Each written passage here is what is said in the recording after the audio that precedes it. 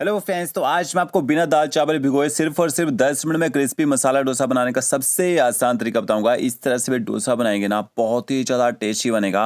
और क्या देखिए, डोसा देखिए कितना क्रिस्पी बने। तो चलिए रेसिपी शुरू करते हैं। सबसे पहले आपको यहाँ पे सूजी चाहिए होगी।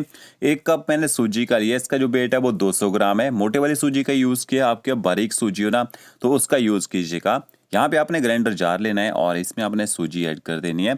इसके साथ में अच्छा क्रंच लाने के लिए आप इसमें ना 1 बड़ा चम्मच बेसन का ऐड कीजिए।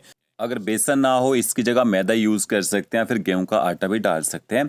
साथ में आपने आधा छोटा चम्मच इसमें नमक ऐड करना है। आधा छोटा चम्मच आप इसमें चीनी ऐड कीजिए। चीनी से क्या होता है, जब हम डोसा बनाते हैं ना, डोसे का नीचे वाली साइड में अच्छा कलर निकल के आता है। ऊपर से कवर कर दीजिए और अच्छी तरह से आप इसको ग्राइंड कर लीजिए। देखिए इस तरह से एकदम फाइन आपने इसका पाउडर बना लेना है और इस मिक्सचर को आपने एक बाउल में डाल देना है। इसके साथ में अच्छा क्रंच लाने के लिए हम यहाँ पे आलू का यूज़ करेंगे।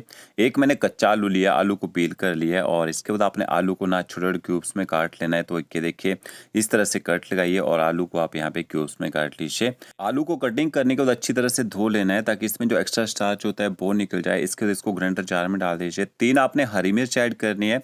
छोटा टुकड़ा आपने इसमें अदरक ऐड करना है। थोड़ा लहसुन डालना चाहिए, लहसुन भी डाल सकते हैं। और आधा कप आपने इसमें दही ऐड करनी है। 1 कप सूजी ली होगी, आधा कप आप इसमें दही ऐड कर दीजिएगा। दही आपका खट्टी होगी, खट्टी दही भी आप यहाँ पे डाल सकते हैं। ऊपर से कवर कर दीजिए और एकदम फाइन आपने इसका पेस्ट बना लेना है। ये देखिए इस तरह से बिना पानी डाले आपने इसको ग्राइंड करना है। और इसके बाद आपने इस पेस्ट को ना, आपने सूजी और बेसन मिक्स करके रखेंगे उसमें ऐड कर देना है। और थोड़ा पेस्ट चिपका रहेगा, थोड़ा सा उसमें पानी ऐड कीजिए, उसको भी डाल दीजिए। अच्छी तरह से आपने देखिए इस तरह से मिक्सचर को मिक्स कर लेना है। आप हाथ से मिक्स करना चाहें हाथ से मिक्स कर सकते हैं, या मैं बिस्कर का यूज़ कर रहा हूँ। तो ओके देखिए इस तरह से ज़्यादा आपने पानी का यूज़ नहीं करना है। जो आपने बैटर बनाना है थोड़ा थिक बैटर बनाना है। ऊपर से कवर करके 5 मिनट का आपने इसको रेस्ट देना है। तब तक चटनी बना लेते हैं। यहाँ पे मैंने 1 किलो टमाटर लिए हैं चटनी बनाने के लिए। अच्छे पके हुए टमाटर का यूज़ करना है। जितने लाल टमाटर होंगे ना, उतना ही बढ़िया कलर आएगा, उतना ही बढ़िया टेस्ट निकलेगा जो आपकी चटनी बन के तैयार होगी। तो ये देखिए इस तरह से आपने टमाटरों को रफली काट लेना है। और इसके साथ में आपको यहाँ पे 2 प्याज चाहिए होंगे। 2 मीडियम साइज के प्याज का यूज़ किया, ज़्यादा प्याज नहीं डालना है आपने यहाँ पे, ठीक है। तो प्याज को भी आपने इसी तरह से स्लाइस काट लेना है। और 3 बड़े चम्मच यहाँ मैंने रोस्टेड चना दाल लिया है। आप यहाँ पे पीनट का यूज़ कर सकते हैं, फिर रोस्टेड चना मिलता है उसका यूज़ कर सकते हैं। एक यहाँ मैंने स्टेनलेस स्टील का पैन लिया है। 3 बड़े चम्मच ऑयल का ऐड करेंगे। 3 से 4 आप इसमें कश्मीरी मिर्च ऐड कीजिए, इससे कलर अच्छा आएगा। और 1 बड़ा चम्मच आपने इसमें सरसों के बीज ऐड करने हैं। थोड़ी सी आप इसमें हींग ऐड कीजिएगा अच्छे फ्लेवर के लिए। सरसों के बीज को आपने हल्का से यहाँ पे चटकने देना है। जब ये चटकना शुरू हो जाएंगे ना, इसके बाद आपने इसमें रोस्टेड चना दाल ऐड कर देनी है। रोस्टेड चना दाल को आपने हल्का से यहाँ पे ना शैलो फ्राई करना होता है। थोड़ा सा अदरक ऐड करेंगे इसमें। थोड़ा सा आप इसमें लहसुन डालना चाहें लहसुन डाल सकते हैं अच्छे टेस्ट के लिए। अब गैस की फ्लेम आपने मीडियम रखनी है। मीडियम फ्लेम में 30 से 40 सेकंड तक दाल को हल्का सा ना शैलो फ्राई कर लीजिए, ताकि दाल का जो कच्चा टेस्ट होता है ना वो खत्म हो जाए। इसके बाद आपने इसमें स्लाइस कटा हुआ प्याज ऐड कर देना है। और थोड़े से आपके पास धनिया के डंठल है ना, वो डाल दीजिएगा, अच्छा टेस्ट आता है। तो ये देखिए थोड़े से धनिया के डंठल भी ऐड कर दिए। गैस की फ्लेम आपने हाई करनी है। हाई फ्लेम में 1 से 1.5 मिनट तक प्याज को थोड़ा पका लीजिए, ताकि प्याज का जो कच्चा टेस्ट होता है ना वो यहाँ पे खत्म हो जाए। ज़्यादा अपने प्याज को गोल्डन ब्राउन नहीं करना है। प्याज हम तो डालते हैं ताकि टमाटर जो होते हैं ना थोड़े खट्टे रहते हैं, तो प्याज से थोड़ी सा ना बैलेंस हो जाता है, इनका जो टेस्ट है खटास कम हो जाती है। अब आपने इसमें टमाटर भी ऐड कर देने हैं और टमाटरों के साथ में आप यहाँ पे नमक ऐड कर दीजिए। 1 छोटा चम्मच भर के डाल देना है।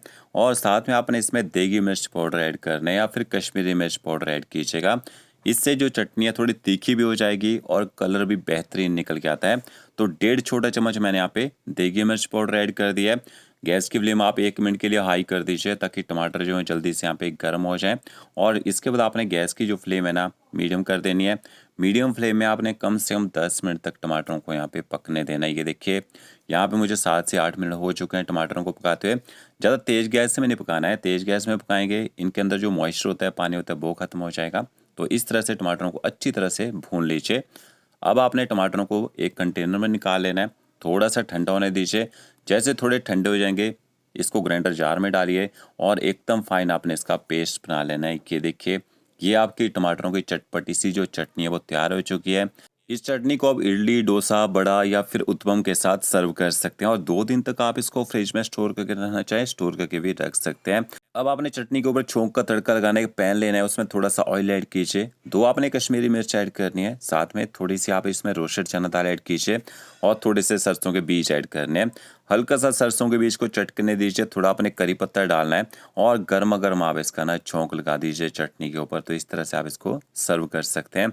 अब दूसरी साइड जो हमने ना सूजी का बैटर बना के रखा था, ये देखिए यहाँ पे 5 मिनट तक मैंने इसको भिगो के रखा था। सूजी अच्छी तरह से देखिए सॉफ्ट हो चुकी है और बैटर अच्छे से फूल भी चुका है, पर जो बैटर है थोड़ा सा ज़्यादा ही दरदरा लग रहा है। तो आपने ग्राइंडर जार लेना है और इस बैटर को आप ना ग्राइंडर जार में डाल दीजिए, देखिए इस तरह से। और इसके साथ में आपने ना थोड़ा सा पानी इसमें और ऐड करना है, थोड़ा सा बैटर चिपका रह जाएगा ना बाउल में, तो इसमें पानी ऐड कर दीजिए। 1 सूप बॉल भर के डाला है मैंने, 1 सूप बॉल सूजी लिए हुए, 1 ही सूप बॉल आपने पानी का ऐड करना है। इस तरह से देखिए आप इसको पीस लीजिए।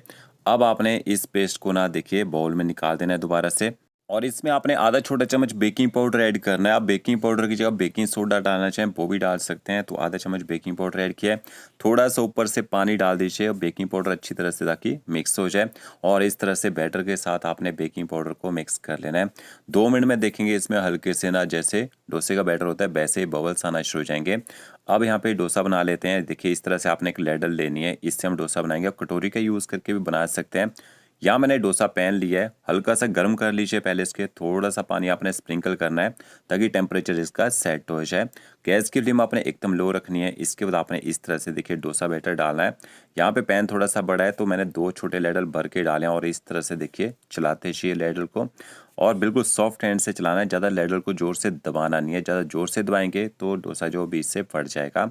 हल्का सा ऊपर से आपने बटर ऑयल या घी डाल देना है और इस तरह से चारों तरफ से आपने डोसा को यहाँ पे पकने देना है। गैस की जो फ्लेम है मीडियम टू लो रखनी है, ज़्यादा तेज़ गैस में नहीं पकाना है, नहीं तो एकदम से कलर तो आ जाएगा बट आपका जो डोसा है ना एकदम क्रिस्पी नहीं बनेगा।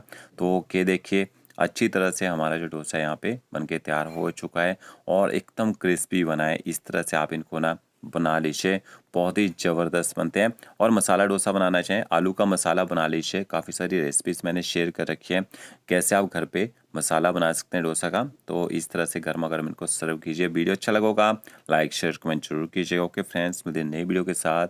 Thank you.